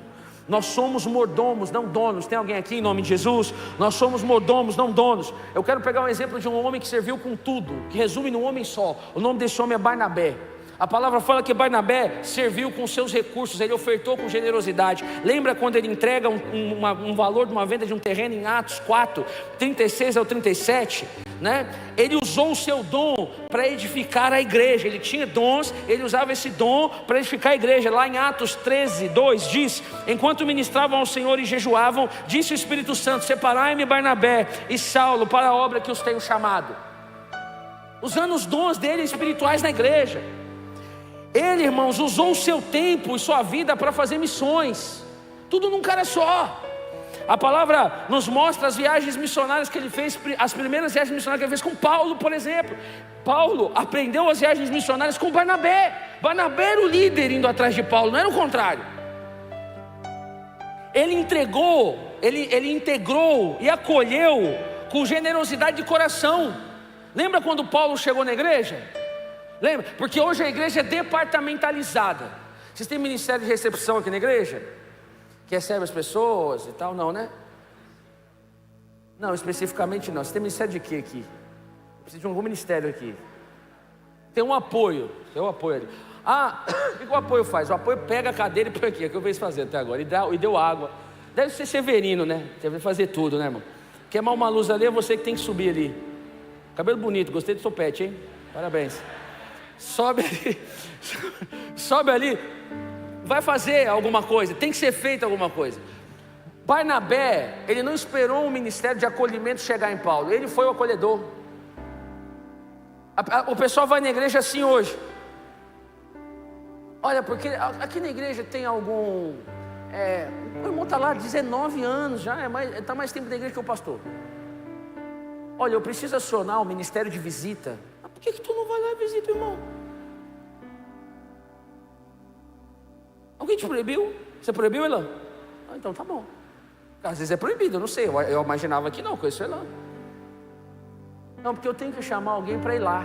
Por que tu não vai? Pega teu carro ali, ó, liga o carro. Se for álcool é assim, né? Pega o carro, dirige, põe no GPS lá, se tiver, tem a casa do irmão, Então, o irmão, vem aqui, trouxe um bolo, ó. Tá sumido da igreja, vamos orar, o que aconteceu? Ninguém queria ficar perto de Paulo na igreja não, irmão, porque o pessoal acha que a igreja de Atos era assim, chegava um crente, todo mundo amava. Quem que ficava perto de Paulo? Paulo matava crente, irmão. Então Paulo era espalhar a roda dos irmãos estava reunido, Paulo chegava e cada um para um lado assim, valeu Paulo. Não nem saber não. Aí chega Barnabé, olha aquela situação, pega Paulo pela mão, leva até os apóstolos, fala, esse homem se converteu, a gente tem que amar a vida dele. Assumiu a responsabilidade sobre Paulo, se transformou no acolhedor de Paulo na igreja. Imagina, parou para pensar isso um minuto? Em Atos 9:27 diz, então Barnabé levou Paulo aos apóstolos. Cadê essa igreja de serviço? Rapaz, uma molecada nova, preguiçosa na igreja. Sabe fazer tudo? Os meninos hoje sabem fazer tudo e não faz nada. Sabe, chegava assim, não, sei. Mas o que você vai fazer? Não faço não, eu sei. Ui. O Elan, outra vez que eu vim aqui, eu vi umas artes que estavam ali, eu falei, meu Deus do céu, o Elan está perdido.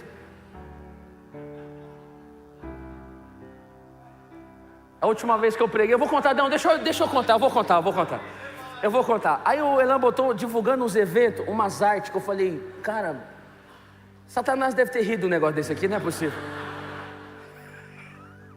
Mano, umas artes feias, maluco, horrorosa. Aí a gente foi na casa do pastor, da pastora, foi jantar, estava com as minhas filhas, né? Com a minha esposa nesse dia. Aí eu cheguei na casa do Elan, conversa foi, eu falei, numa hora ele vai dar brecha, eu vou falar isso, eu não vou aguentar. Falei assim, aí chegou, deu a brecha, eu falei, ô pastor, então, aquelas artes lá.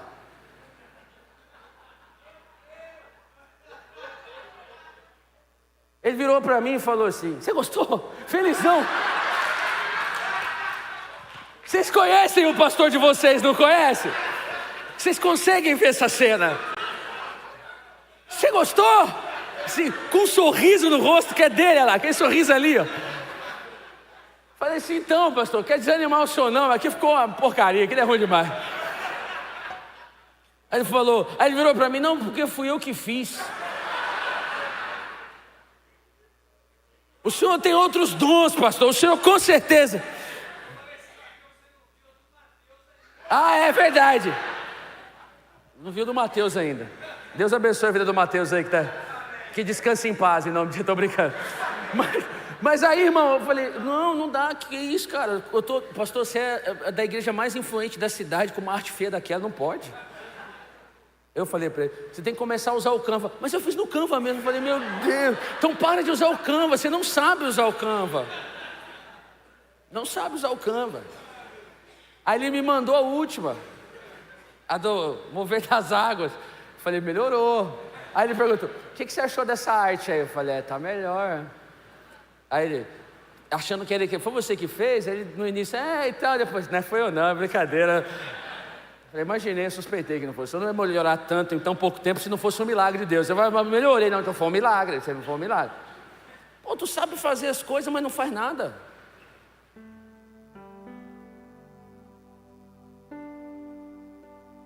Você sabe orar por alguém? Qual foi a última vez que você orou por alguém na rua? Qual foi a última vez que você está sentado no banco da igreja e você viu alguém que você falou, poxa, esse irmão está aqui vindo, ó. Eu nunca falei com ele, deixa eu ir lá perguntar se esse irmão precisa de alguma coisa. Cadê o espírito de serviço da igreja? Não, você chega aqui com taquicardia de ansiedade. Ai, porque eu estou com vários problemas emocionais. Só olha para você, para o seu próprio umbigo, para as suas necessidades, para os seus problemas. Talvez o que te falta para você ser curado é você parar de se preocupar menos com você e mais com o teu irmão.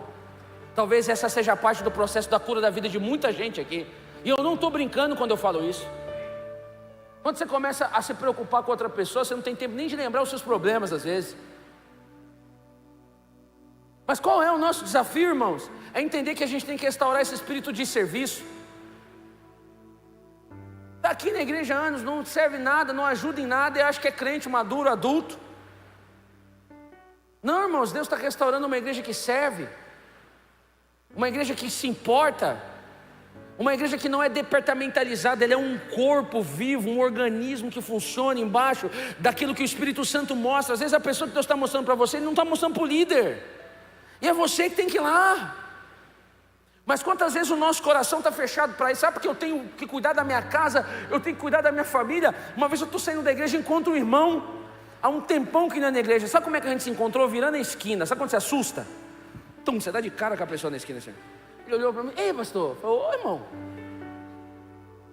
tudo bem? Tal. Eu nem falei nada. Ele falou, pastor, faz tempo que eu não vou lá. Eu falei, eu nem falei nada. Você já está se entregando. Faz tempo que eu não vou lá, mas eu já vou me justificar aqui e tal. Mas o que aconteceu, irmão? Está com algum problema de saúde, alguma coisa?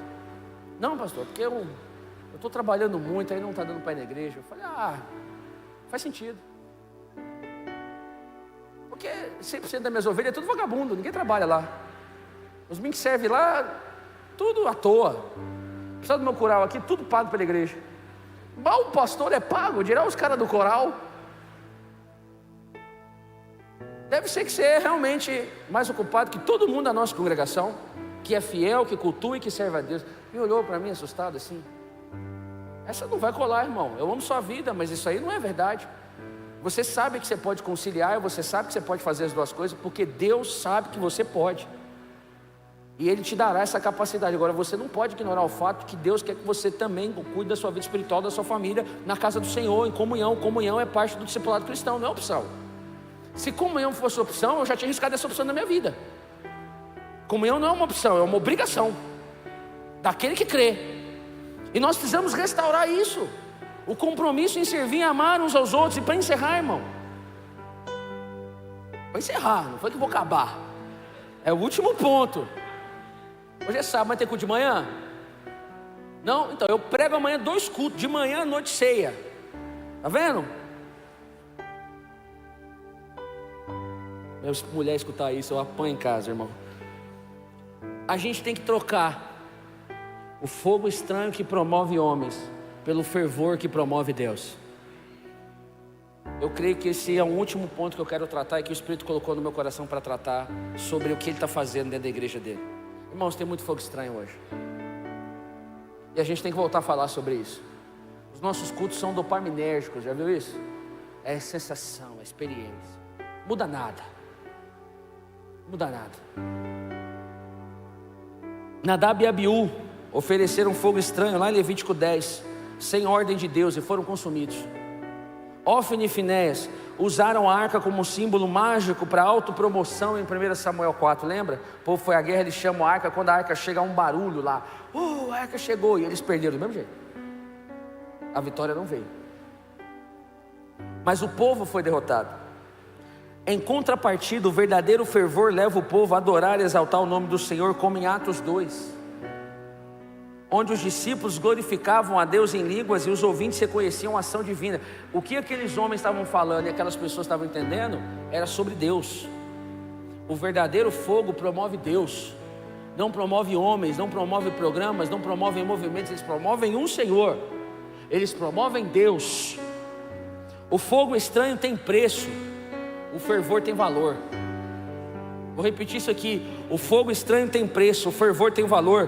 Em Atos 8, do 18 ao 20, o mágico Simão viu Pedro impondo as mãos e quis comprar o dom. quando Pedro foi para Samaria, depois que Felipe evangelizou ela. Dai-me também esse poder. E Pedro responde: o teu dinheiro pereça contigo. Quanto é que vale uma pregação ungida hoje?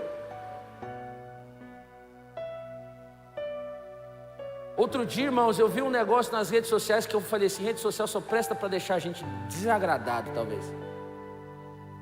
Estavam discutindo o cachê da galera gospel. Aí um irmão chegou e falou assim: mas a Ivete Sangalo cobra 250 mil? Eu falei: gente, desde quando Ivete Sangalo virou padrão de alguma coisa para crente?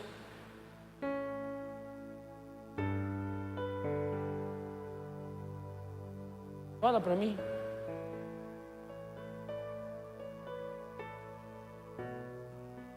A galera quer servir Jesus, mas não quer morrer para ganância, não. Servir a Jesus e ter uma vida simples não basta para a igreja, hoje tem que ter as duas coisas. Eu não cobro para pregar, irmão. Sabe por que eu estou aqui? Primeiro, porque a minha igreja me deu condições de estar aqui. A minha igreja local me sustenta para que eu estude a palavra, para que eu ministre sobre a vida deles e seja um pastor em tempo integral. Por isso que eu estou aqui pregando para vocês. Segundo, que a minha esposa me deu condições de estar aqui. Antes de sair de casa hoje, eu me sentei na frente dela e falei: me abençoa que eu estou partindo. Você não vai, então você vai me liberar a sua bênção. Sai de casa sem a bênção dela, não. Por favor, vou pregar 2 vezes, mulher. Me achando um pregador, né? Vou pregar 2 vezes, me unge aí. Senta aí então, eu orou por mim. Tem que ver a oração dela, mais bate na gente do que ora. É a mulher, né? É a mulher que Deus me deu, igual Adão falou de Eva. É a mulher que você me deu. Mas a gente vive hoje como se a unção tivesse preço. Quanto é que está a fazer um evento numa igreja?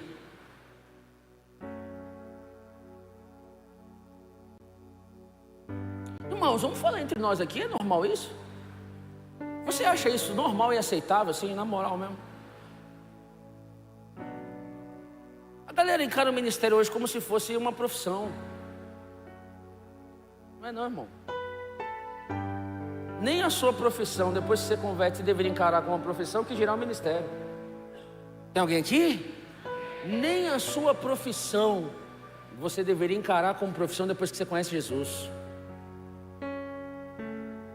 Que dirá o ministério, irmão? Por que eu estou dizendo isso? Porque é como se eu sou pastor. Aí eu sou pastor da Mover. Aí a Mover é uma igreja que, graças a Deus, é generosa, cuida de mim, cuida da minha família, me dá condições de poder ser pastor. Você é rico? Sou rico não, mas graças a Deus eu tenho tudo que eu preciso, eu tenho dignidade.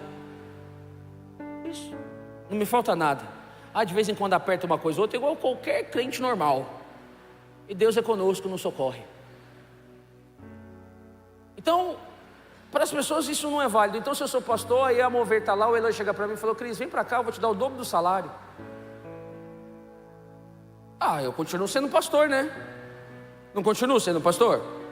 Eu continuo na minha vocação, né, pastor Elan? Não continuo na minha vocação? Eu estou errado? Não, eu vou. Irmãos, isso não é ser pastor, isso é ter uma profissão.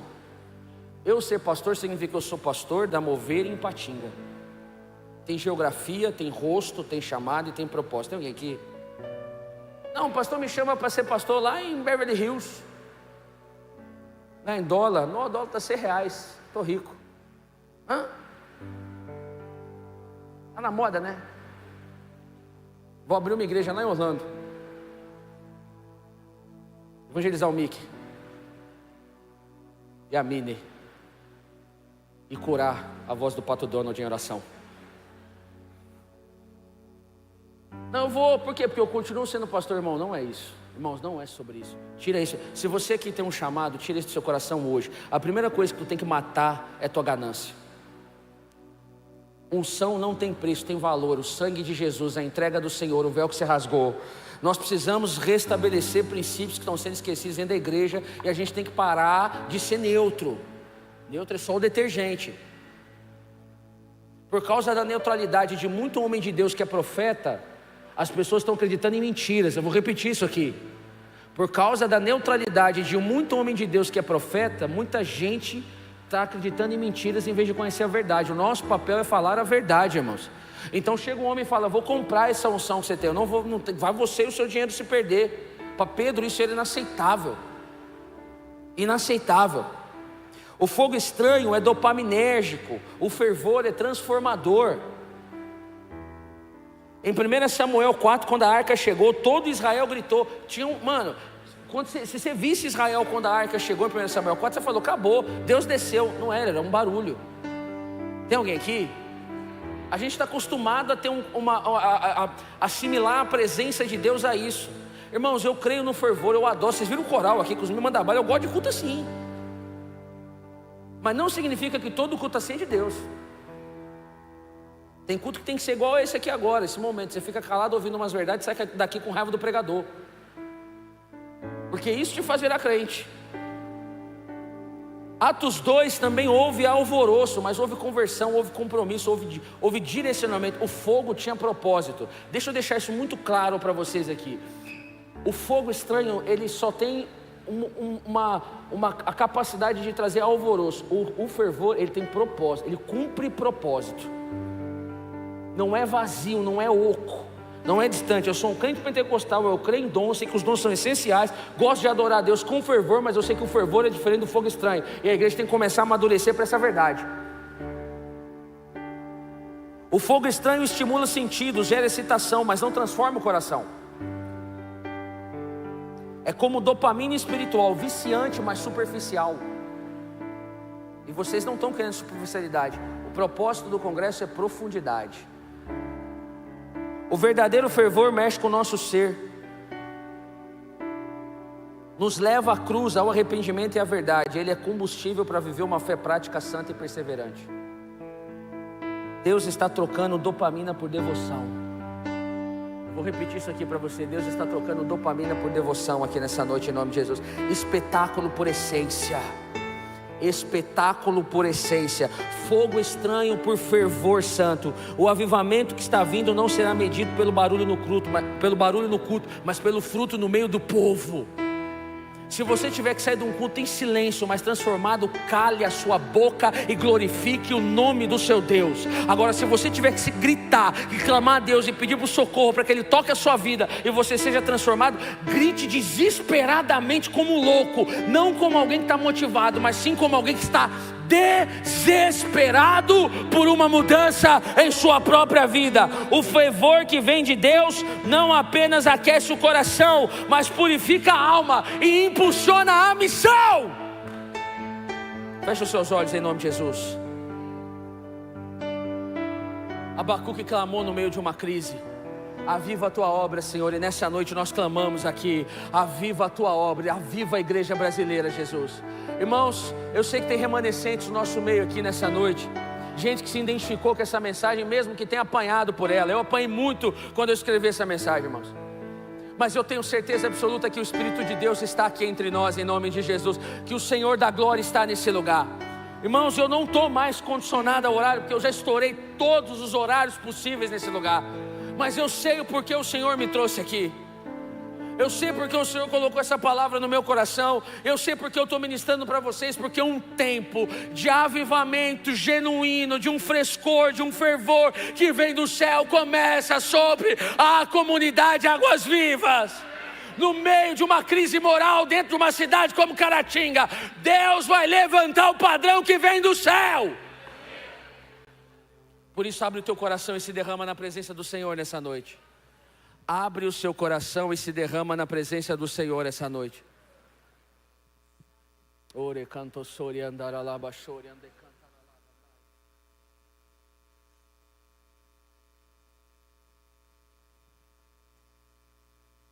Muito mais, irmãos, do que aquilo que o pregador falou, é aquilo que o Espírito Santo está fazendo dentro do coração de vocês aqui hoje. A maioria absoluta de vocês não arredou o pé. A gente está com fome, cara. Irmãos, a gente está com fome. A gente está com sede. A gente está desesperado.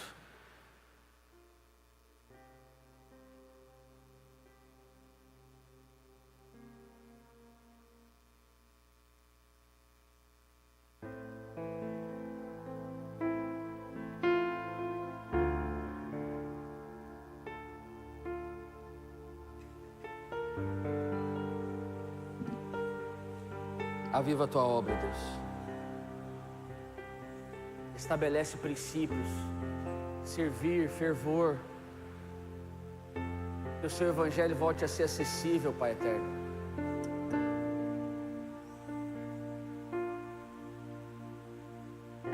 Perdoa-nos, Pai,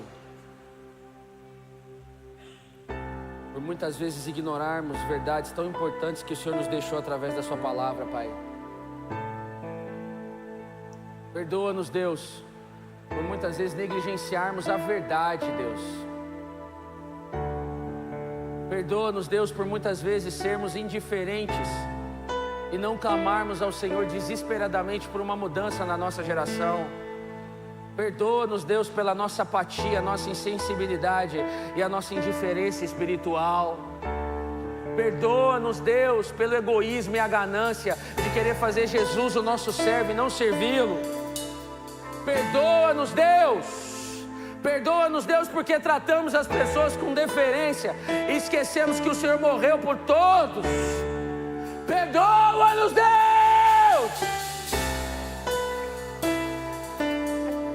Perdoa-nos por sermos péssima referência muitas vezes para os jovens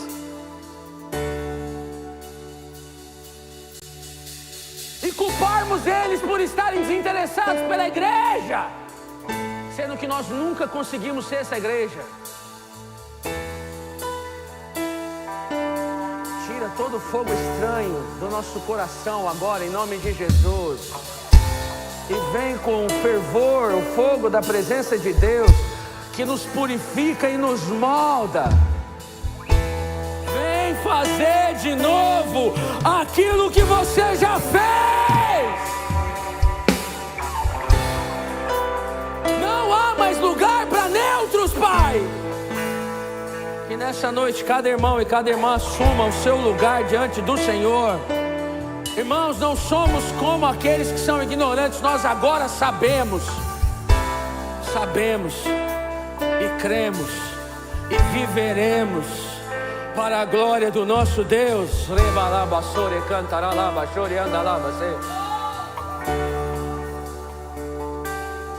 Um grande exército se levantou. Sinto teu vento assoprar. Ouço uma voz que vem do céu, dizendo: profetiza.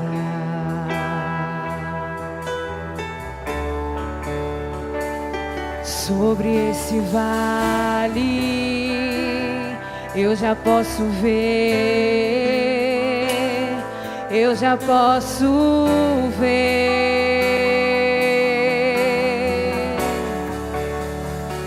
dizendo: profetiza sobre esse vale, eu já posso ver.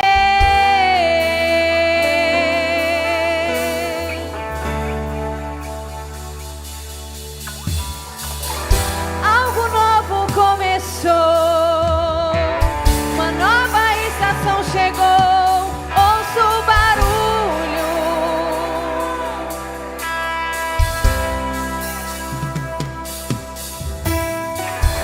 Algo novo começou, uma nova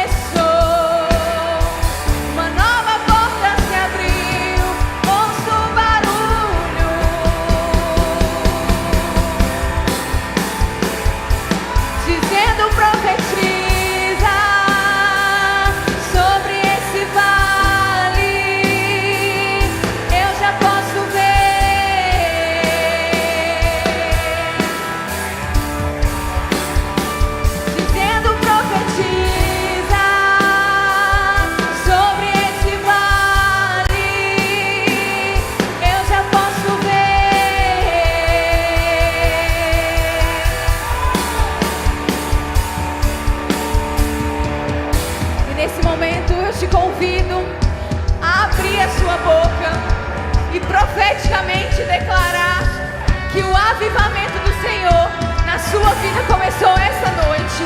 Então declare, chame, busque a presença do Senhor,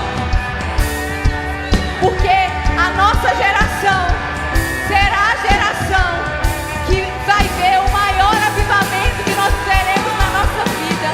Nós cremos nisso e nós não vamos passar, nós não vamos só ver, nós vamos viver esse real avivamento em nossas vidas.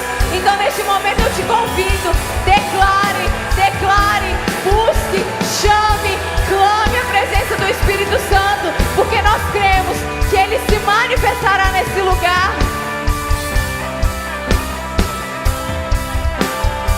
Declare agora: velocidade, constância, fogo e glória serão a marca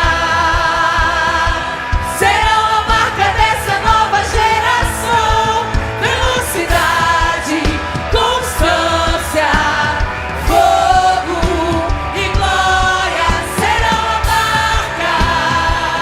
A nossa geração será marcada pela presença do Espírito Santo. Velocidade, constância, como nunca antes vimos. E glória serão a marca dessa nova geração. Velocidade, constância, fogo e glória serão a marca dessa nova geração.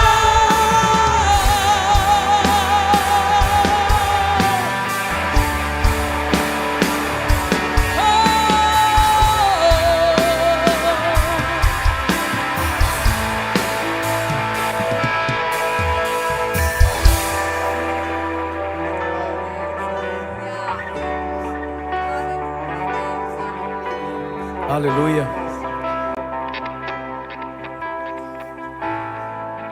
Velocidade, constância, fogo e glória serão a marca dessa nossa geração. Senhor nosso Deus e nosso Pai, a noite de ontem o Senhor nos falou claramente que os princípios deveriam ser lembrados e eles nos sustentariam. E nessa noite, princípios que o Senhor estabeleceu foram muito bem lembrados neste lugar. E nós renovamos o nosso compromisso com a verdade aqui, Senhor. O nosso compromisso com aquilo que é fiel, com aquilo que é puro, com aquilo que é santo, com aquilo que é simples, com aquilo que é viável, com aquilo que o Senhor mais ama, caráter, o que é profundo, o que é dentro, Pai, a atitude interna, Senhor nosso Deus. Nós nos posicionamos aqui nessa noite dizendo: Senhor, nós queremos isso que o Senhor revelou para nós, é isso que nós queremos, e é isso que nós vamos nos empenhar para continuar vivendo. Pai, alinha a nossa vida, tira o que está errado, limpa com o fogo santo mesmo, Pai, em nome de Jesus, em nome de Jesus. Te convido a erguer as mãos aos céus e agradecer no encerramento dessa reunião por tudo que o Senhor te falou, porque Ele falou de maneira muito profunda. Glória a Deus, você não ter arredado o pé daqui. Glória a Deus por isso, é fome e sede mesmo. Você vê, tem crianças lá embaixo e nós estamos aqui nessa noite sendo ministrados pelo Senhor. O Senhor falando conosco: eu quero profundidade, eu quero alinhamento com a minha vontade, eu não quero performance, eu quero o caráter, eu quero o que está dentro, eu quero a minha palavra prevalecendo. Senhor, é isso que nós queremos e é isso que nós vamos buscar. Não aceitaremos outra coisa, Senhor, não aceitaremos outra coisa. Muito obrigado, Senhor, muito obrigado por tudo que o Senhor tem feito. Continua falando conosco, Pai. Se o dia de amanhã nos pertencer, nós vamos estar aqui de volta, recebendo mais da Tua palavra, mais da Tua unção. Muito obrigado pela vida de cada irmão que veio aqui para nos abençoar. pela vida do pastor Cristiano, da sua igreja, da igreja que ele lidera. Senhor, obrigado mesmo, Pai, de todo o meu coração. Eu te agradeço por essa porção tão generosa da tua palavra que o Senhor nos deu nessa noite. Vamos dar um aplauso de louvor ao Senhor nessa hora. A Ele a honra, a Ele a glória. Muita gratidão a vocês.